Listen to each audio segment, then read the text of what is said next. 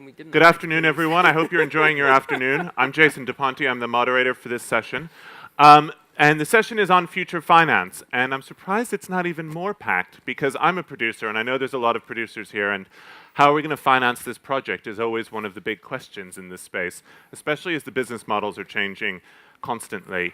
A slight change to our bill this afternoon. Unfortunately, one of our speakers couldn't be here, so we've dragged Gael from Moxie up on stage to tell you about his company, which is only 2 days old. So talk about future finance. This is brand new. And then we've got Phil Parker, who's going to tell you about a project that he's about to launch. So we're right at the cutting edge of two new takes on ways of funding digital media projects. And I'm excited to find out as well. I just ran a crowdfunding campaign for one of my projects, and it was fairly successful, but a whole documentary it does not finance. So I'm hoping that maybe these guys can shed some light on it for us. And without further ado, I'd like to introduce Phil Parker, who's going to talk about Be Creative. Okay. Hi. I'm going to sort of stroll about because I find sitting really sort of limiting, especially this time of day. If we can kick off. Are we ready to go? Slides? Wise? No? Yay. There we go. That's me. Okay. I'm going to be boring at this point and say I'm going to do the three things you expect me to do. I'm going to give you a load of statistics. I'm going to throw some words at you, jargon. I'm going to ask you to rethink how you use it. And then I'm going to reference Steve Jobs because that's what we're all meant to do at this point in the proceedings.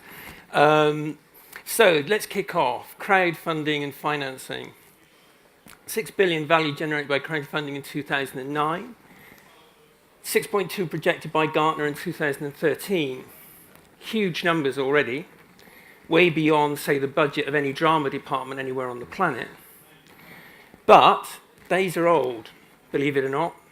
These figures were put out at the end of last year. They're already outdated, and I'm about to show you why. This is the classic example of crowdfunding currently going on.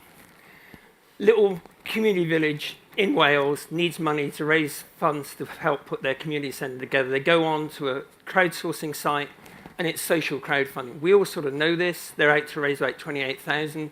If you want to contribute, the site closes on Sunday, so you can save a community village in Wales at this point. The other thing we all know is this sort of stuff. This guy's trying to raise 20,000 to make his web series. He's based in San Francisco. And he's expecting to raise that by the 2nd of April. So I put these two slides up so you can be active participants in this event. You can save a community hall by the weekend, and you can get a web series up and running just by contributing. Kickstarter, though, is the important word on that screen, and this is why. Funding Exile Entertainment raised 1.5 million from 30,000 people when they only wanted 900,000. And they did that in a 5-week campaign. Double Fine Productions wanted to raise 400,000. They hit their goal in 9 hours. They surpassed 1 million in 24 hours, and they earned 3.3 million in total. This was before they had a product. Crowdsourcing for creatives in the gaming sector has completely outstripped every other form. Crowds have changed. We need to think differently about what a crowd is and how it works, and we need to understand why people contribute this level of money to things that we want to do. These are the sorts of level of money that means you can start a TV station, leave alone contribute to one. So, how does this work? Well, donations is one model of crowdsourcing we've all sort of know about. The idea you give money to something like the Kickstarter stuff to help someone make something. We sort of understand that model. What most people don't realize is the donation that talent is traditionally given to the traditional industries. Most talent has to donate time and effort prior to actually getting a reward. And most of that time and effort is written off. So actually, we've always had a massive donation culture around IP creation and talent giving. The second model we have available to us is lending. Now, lending we all sort of understand, I lend you some money, you lend me something back. Lending has been a major part of the creative industries in a totally different way before as well, in the sense that a tremendous number of people have deferred their fees in feature filmmaking for a very, very long time. The whole independent sector in America and Europe has basically worked on a deferred fee system. Again, talent has lent themselves to the industry in the hope that they would get a return. You might notice there's a theme emerging here about where the talent is actually giving away things in the hope that something is going to come back. This is one of the driving points I want to make out of this talk. Investment. We get investment. The idea that you put up money, or the idea that you get a return back. Now then, crowdfunding means investment's changing. The pattern of investment's changing. Who gives is changing. Who drives the creative industries is potentially changing. And what is interesting for me is how do we turn this crowdsourcing investment model into a talent supporting model? How do we actually make sure that the talent that's been doing all these donations and lendings for generations actually starts getting seriously rewarded in their own terms rather than on the terms that the contract says? So where do we go and how do we rethink this model? 6 reasons why people engage. Again, this is in terms of crowdsourcing. People have answered questionnaires all over the planet. Why did you give? Why did you do these things? And these are the 6 reasons that have come up consistently. To gain access to facilities and service, you sort of get that. You give money, you get something back in some way. You do a sort of barter exchange. To create resources. People regularly join in gaming situations because they can actually create resources.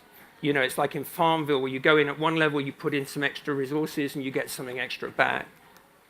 To obtain skills. Believe it or not, this is why most gamers actually enjoy gaming. They want to get better at it. They want to actually develop their skill. It's a sort of driving force that keeps them engaged on a long time. The stats from the last session were really interesting. I really seriously think you should go back to those infographics that were on the screen because the social gaming world, which I'll come on to in a moment, is absolutely phenomenal at this level. To obtain status. Now, this is getting closer to what I think is a core value. Believe it or not, most people on this planet actually feel they're undervalued. And in fact, they require status.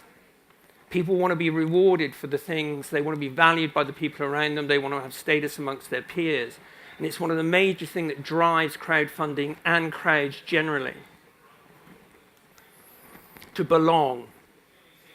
Again, a big emotional part of this. The fact that you're part of a huge worldwide community when you join a particular network, a particular crowd, is really, really important. And to share. Every single session I've been in today has talked very much about the fact that people are sharing things. Every single one of the 360 presentations was about this idea that people could join in and share and be part of something. Sharing things with people is really, really important. It's why crowds work. So here's the philosophical bit, the jargon bit. Basically, I want you to stop thinking of crowds as being something other, that it's about crowdfunding and it's crowdsourcing. That's not how I think you should think of crowds. Crowds is all of us. Crowds is actually audience, it's fans, it's everything. Everything that television's ever been, everything that gaming is, everything that feature film has sought to create is all about bringing human beings together and forming crowds in one way, shape, or form. What the new technology allows us to do is to work as a crowd very, very differently. So, technology is the doorway. The web, new means, faster broadband, everything that's changing on the planet is allowing us to work as a crowd radically differently. We're not there yet. We don't have all the models. But gaming in particular, and especially I hope through the financing mechanism I've just shown you, is radically changing the landscape of where the money flows, who it flows to, and how it's becoming more talent-driven potentially. Engagement is the desire. We actually do want to engage. As human beings, we want to engage with other human beings, with other people we can be involved with. That is actually what has always made us watch TV. It's always made us want to go and see a movie. It's why we play games. It's why we do every digital thing we can possibly think of. We want to engage with our world, and ideally we want to engage with other people while we're engaging with our world. We want to feel we belong and we share. So in that sense, emotion is the key. To understand how crowds really work, and I mean across all platforms. So in that sense, I'm talking about all audiences, all fan groups, everything. You have to understand why human beings do what they do at an emotional level. This is not about technology. It's not about faster clicks. It's not about the fact that you can put a piece of software together and it suddenly tells the advertisers what everyone's doing at 6 o'clock in the evening in Australia. That's fun. It's interesting. But it's not why those people in Australia are doing that thing at 6 o'clock in the evening. They're doing it because there's an emotional need that's being met. So, where do we go from there? Everyone has been treated unfairly. This is one of my key buzz statements. I've used this in a lecture for the last 15 years. Because there is an audience on this planet that I can't stand in front of and make that statement. Every single one of you has been treated unfairly. In that sense, everyone has suffered injustice.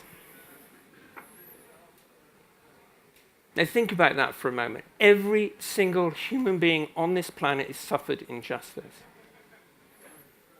Why does that matter?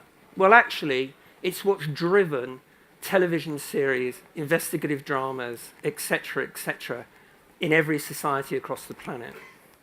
It's our desire to find a way of expressing the injustice we felt through others and sharing in that has made police series the most popular format for television drama everywhere. And it is why investigative thrillers in cinema still work.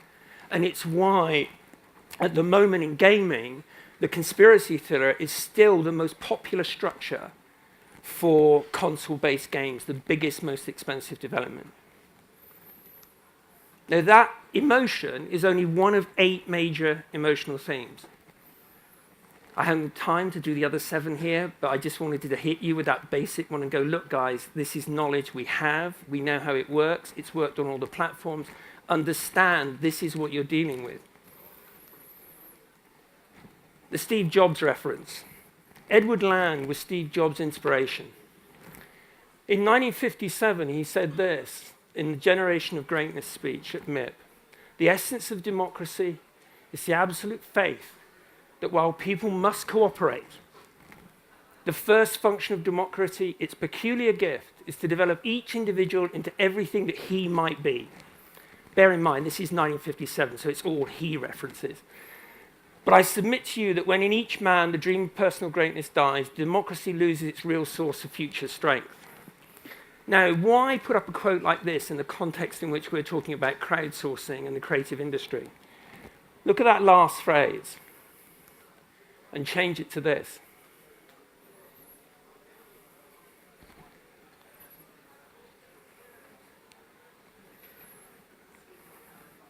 This is the power of crowds. This is why creative industries exist. It's what drives them, and it's where we belong. If we lose sight of this, we lose sight of what we're doing.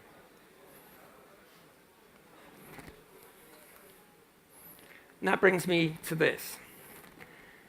I'm not selling Be Creative. What I'm talking about here is the sort of work that we're doing and about to build on is about going back to this really source crowd-made material. On the one hand, the mashup is about bringing talent together on equal terms, where they own their IP collaboratively, they can work collaboratively. The donation and the spend and the lending part of the crowdsourcing that's gone on for centuries is actually recognized. The workshop is the middle ground, where we contribute to help people make their IP of value. We bring that to the table. That's our investment. The Be Creative Lab is where the big boys come on board and actually for 3 months guarantee that they'll work for free with the talent that we've brought to a certain level of development so that we can produce new work on every single digital platform going. And I don't just mean games, social games, TV, web. I mean everything. Graphic novels, e-publishing, everything. because this, I think, is the future. It is about the fact that from now on, we're all in this. Everyone can be part of it. You can be a creative for 3 hours a night in your bedroom, and you should be able to earn money from that as far as I'm concerned. If you want to work with a team of people who share a vision that you can share in, you can belong to a global audience. You can be part of that global crowd. This is where crowdfinancing finally gets us. That's me. Okay. Thank you very much. So, at the beginning of your talk, you were talking about the fact that some of the big campaigns that have been successful on Kickstarter have started before there is even a product available for people to see. When people come to Be Creative when it launches, what do you expect them to have? What should they bring if they want to come to this party of creatives? If they're coming to the party, we want them to come to with as little as possible. I mean, I'm getting approached by companies now who've got great ideas already sort of half formed and saying, look, can we get into your process? Because we like the process so much. But the ambition of Be Creative was that literally anyone, like an 8-year-old kid through to a 75-year-old grandfather, you know, could basically go, you know, I've got this drawing, I've got this story idea, I've got this character that's really bugged me for a while, I've got a song that I don't know what to do with, or I've got a piece, you know, a piece of music or a piece of animation. And we'll help put that together, basically, and form teams. Some of that will be automated, some will be self-selected. And the space is basically where those teams can work together and build up what we call dramatic worlds for as long as they like, basically. And then if we like some of those, then we start putting resources available to them to build those to a really commercial proposition. And how do you measure which ones you like? How will you know, or how will the teams that you work with know which ones are the good ones and which ones are maybe ones that don't need to continue? Well, the simple answer to that is there's a set of criteria that people have to meet to get to the next stage. So that's really open. We plan to be open with everything as much as possible. 2, the developers who are involved in that middle into that quality threshold will look at the teams, talk to the teams, and go, look, guys, you're just not talking to each other enough. This is basically one-person show. We don't think that's actually the way to build this properly. If you want to work collectively, which is what we want, and we think your strength is in your collectivity, then do it. And there'll be a real sort of, you know, real-time discussion about that. Okay. And what happens to rights? So I bring a character, which is a scribble. Yeah. I contribute it. Yeah. Lots and lots of people work on it. Yeah. Your team develop it. Yeah. A brand come and say that they want to adopt it and do something with it. Right. If I had that starting sketch, Yeah. what happens? You get points for the initial contribution. Okay. You get another set of points depending on how much you put into the point where we take it into the workshop. Okay. And then all of those points are iterated up into a talent corridor. And depending on the final negotiations with the corridor of distribution, so like, for instance, in some corridors you can negotiate a deal where you know, the people who are distributing it only take 20% and 80% is available to the talent and all the producers. In other situations, you're pushed the other way. And we'll basically ensure that that the IP is corridored all the way through. So it's in proportion to the points that you earn Yeah. throughout the process. Yeah. And also, we're not in the business of handing it over. I mean, our deals with all the people that we're working with, the big companies we're working with, is basically saying, you have access to this material on the basis that you're going to work on this platform with it or in this way with it, and you guarantee the talent direct access to revenue. Okay, great. Thank you very much. Okay, so we'll have questions at the end, but now I'd like to introduce Gael Solignac-Erlong from Moxie, and he's going to tell you a little bit about his brand new venture. And again, we've just dragged him up on stage to replace the speaker who couldn't make it, so bear with him for not having slides, etc. He's improvising for us. Okay, yes, I will try to improvise something interesting. So Moxie France is a company come from US. Moxie exists in US from 6 years ago in the Publicis Group area. We work for branded entertainment development, donc for brand. We work for content. We work for some off and online advertising campaign. But we start from the media. We are not an advertising agency. Okay. And regarding the subject of how to finance contents, we are in the good area. We are in the area of the brand. what we need to communicate at the audience differently than just by advertising. And we start by a brief. For example, we work at this moment with for Renault cars, for the launch of the Twizy cars, the electric cars. And we propose to develop an endorsement program around David Guetta, the DJ. Oh, yeah. And we are a support of David Guetta on his label to produce his new video clip. A clip come from his electro album. They don't add budget, EMI capital for to promote this electric album. So Renault be the support of that. We were in Los Angeles 2 months ago with Bertrand Sommy, a great director, great French artistic director. And we produce an amazing video clip. We will be on air on Vivo and YouTube at the beginning of April, in 3 days. It's a good example how a brand could be a support for an artist, for a talent. Maybe tomorrow for a movie project. We have some great movie projects for luxury brands in your pocket. How we can help to develop a good content with talent in a different way, but with crowdsourcing or with the natural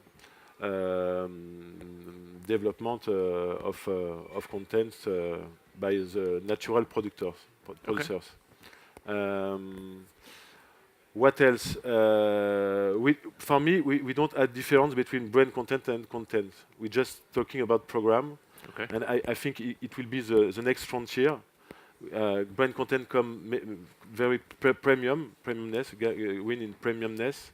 We work with a great director, great artist, etc., with great designer. And for me, we have an audience. We have a different channel, TV, web, etc., and we have program. And this definition of brand content is dead. And I think the future will be for the good program. We see today at the MIPCube how the difference between TV and web will not be very high in the future. In the future, it's tomorrow. In a few months, few years. And I think that's the reason why it's very exciting to launch a company like Moxie-Paris now. It's just the beginning of a great area for the advertiser and for all the people who are looking to develop a program differently. But what it was the case today with the system. Yeah. Voilà. That's the big idea of the moment for in Moxie-Paris office. Okay, great, thanks. So it's interesting what you said about the difference between content and branded content is over. But lots of people who work in the industry have grown up with those differences in how they produce and how they finance their projects. What type of advice would you give to someone who has gone through the kind of traditional commissioning processes of talking to channels, talking to commissioners, pitching in that way, to talking to brands? What are the types of things they need to be aware of, and what do they need to have in their proposals to make them viable? First advice is to believe at his idea and to defend his idea with the brand. Okay. I think we are many new marketing directors who understood that if you want to catch the audience with their contents, it's not like advertising. They need to, how we say in French, lâcher prise. We need to let the producer and the creator develop a credible program, and to believe, to keep the faith of the fact that they could develop program with a brand, not brand content, and to keep his capacity to create a good content. So it's talent is still lying at the heart of... Stay that they are, keep the face of the quality of their own content, and don't try to move the idea to be just connected with the DNA of the brand at the first level. Okay. Second advice is to understand the brand. Okay. Quand même malgré tout, because when you work with a marketer, it's not the same as if you work with a producer. So you can keep the earth of your idea, of your content, but you need to listen what is the story of the brand, what is the DNA of the brand, etc., etc. And last one, last but not least, advice. I think brand could be a support, but I think that there are many other ways to finance, how we say with your friends, to finance a program, and that's it. Okay. So Phil, Be Creative is also doing this connecting brands and ideas. Have you got any thoughts about what the brands that you're talking to and are going to engage on Be Creative are looking for, and what they are expecting when ideas come to them? It's very early days. I mean, what's interesting at the moment, it's the agencies that are driving that conversation. And I think the agencies are looking at it as, you know, Be Creative is basically going to produce a phenomenal talent pool and a lot of new original materials coming through. And I mean, this is based on like 20 years of my experience. I mean, I've been developing new talent all over the planet now for nearly 20 years. And it's like, you just cannot imagine the quality of work that is sitting in people's bedrooms and front rooms, and it's just not getting out to an audience. You know, I just get gobsmacked periodically when I set up a workshop in some country I've never been in before, and people bring things into the room, and you're going, Jesus wept, you know, this is so well thought through, or this is so well produced, and yet nobody knows this exists. And there is no route to market for these guys.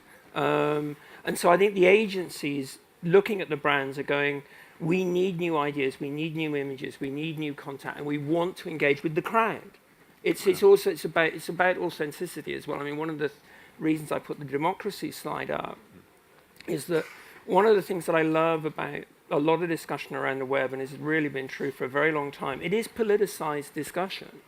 It is about people are going, you know, no, we want to know what's going on behind this. We don't want the brand to be telling us what we should be buying. You know, if the brand gets involved, it's got to be at a level that's open, and there's got to be that transparency there. And you know, those sorts of discussions for me are really, really important, because it's like shifting the way we think about things and how we do things. Okay, great. Well, thank you both very much for your insight. Thank you, everyone, for listening. I hope you found it informative, and hope we'll see you at the next couple of sessions. Any more questions? No, I've done a bunch of questions. Yeah, thanks. Cool. Our speakers are going to go over to the Meet the Speakers corner as well if you want to talk to them some more. Yeah, we're in the back. Let's take this.